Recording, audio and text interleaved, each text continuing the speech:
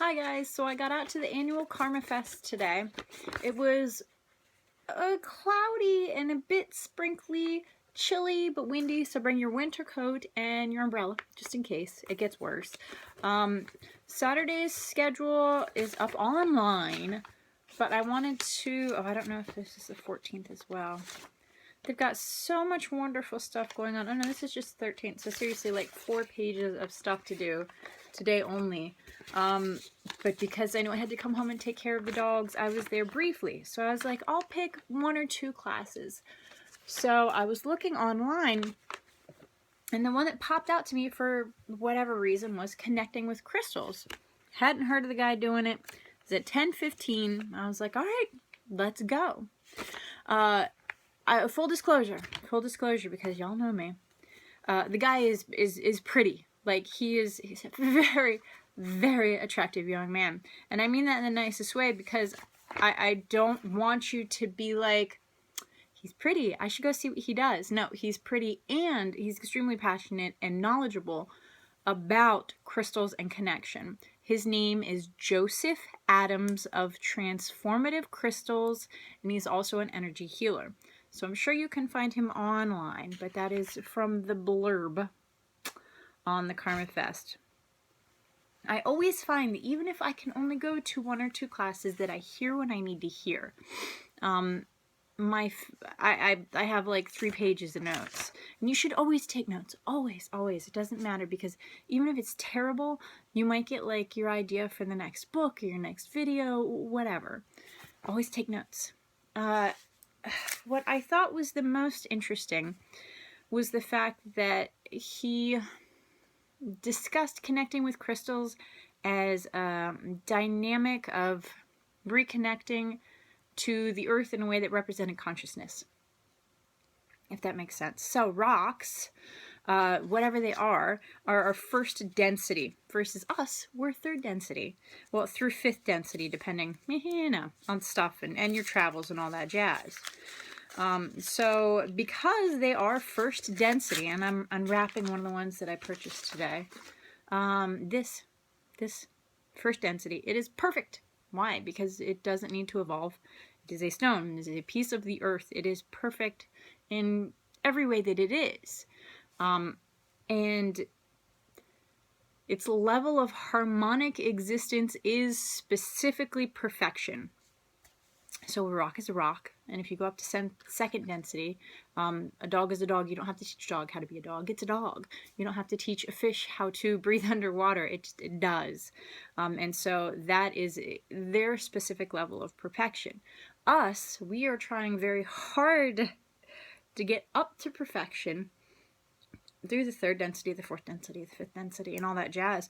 But really, what he pointed out, and to what I was drawn towards, was very much the fact that we have to ground ourselves before we can shoot up. Much like a tree. A tree has to be very well rooted in order to reach for the sky and spread out as much as it can to be the best tree that it can.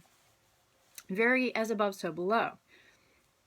Interesting, because he was talking about it being a good base for awareness learning. So for those of us that are on a journey to perfection, whatever that perfection may be, whether it's a perception of love, to be a healer, to be a better person, to whatever your thing is, this is a perfect base.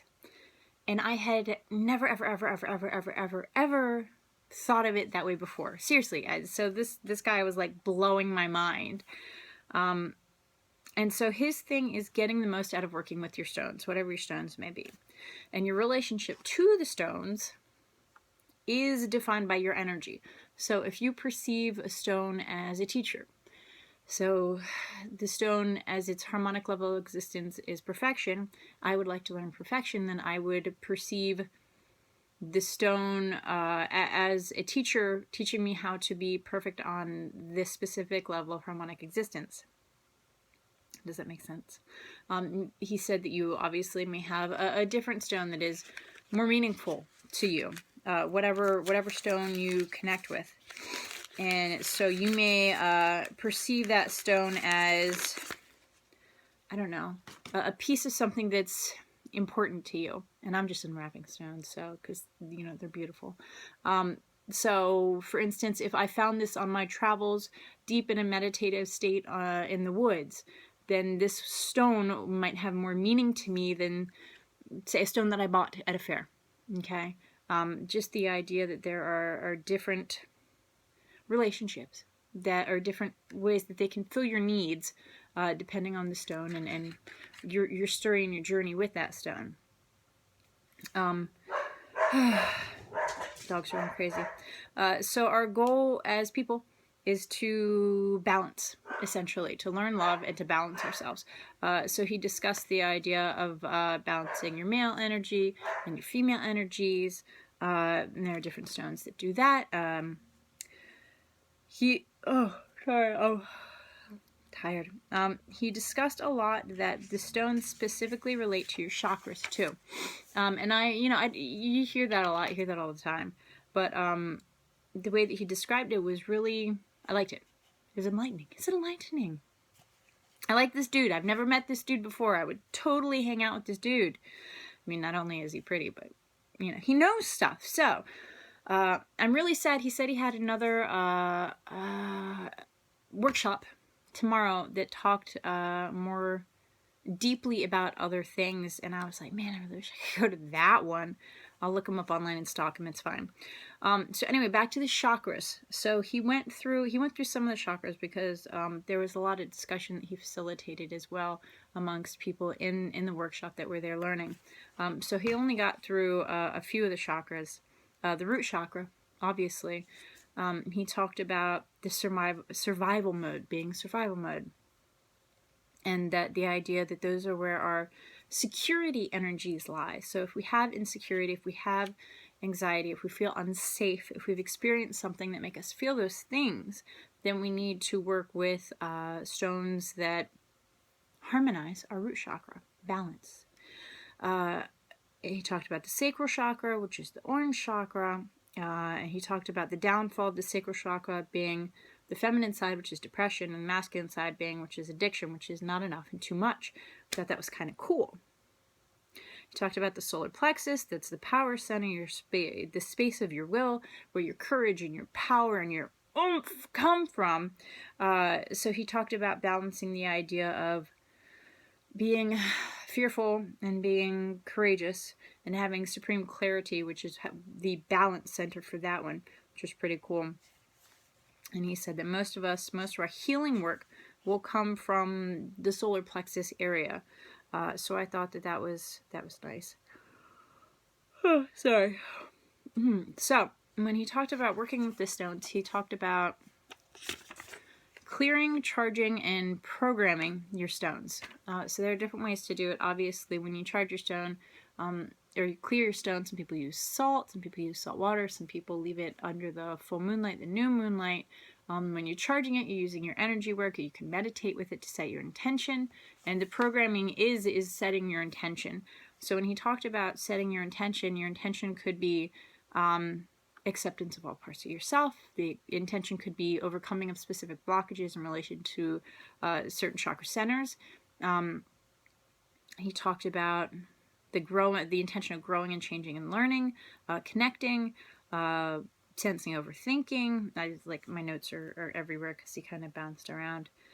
But the things that I like is that he said you need a state of gratitude as a foundation of working with any stone, which I think the state of gratitude is really the foundation of any spiritual work whatsoever.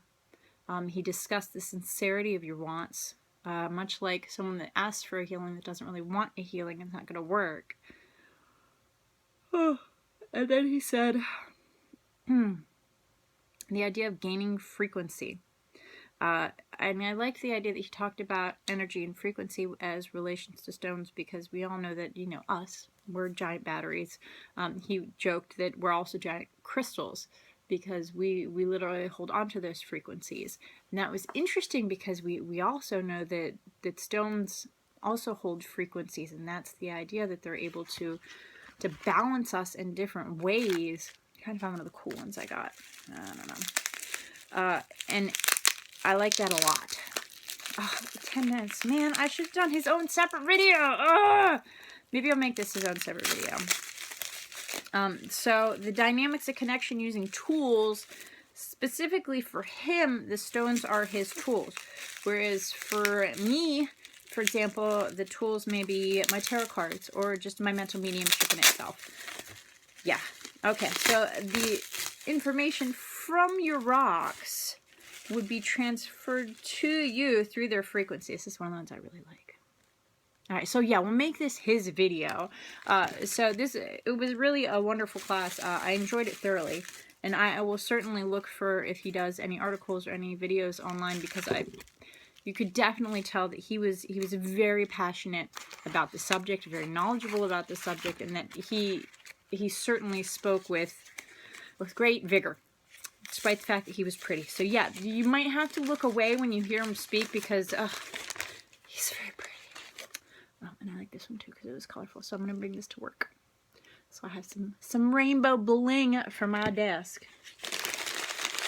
Other than that, that was the only workshop I got to do today. That was fine because it was what I needed to hear. Not necessarily with the crystals, but I think specifically for growth and intentions, and you know, the idea of getting back to basics. Yeah, getting back to basics. Like, that's so important. You know, you can come in as a beginner and not even know what a chakra is. You can come in as a novice and always be able to learn something new. You can come in at a higher level and, you know, realize that you forgot everything that you learned about stones and crystals and all that, and just get back to the basics. Because without that strong root system, you're never going to be able to reach for the sky. So grounding is important. Grounding is important. Grounding is important. Grounding is important. That's the lesson I got out of this. All right, I'm going to talk about the rest of the KarmaFest in just a second. Thanks, guys.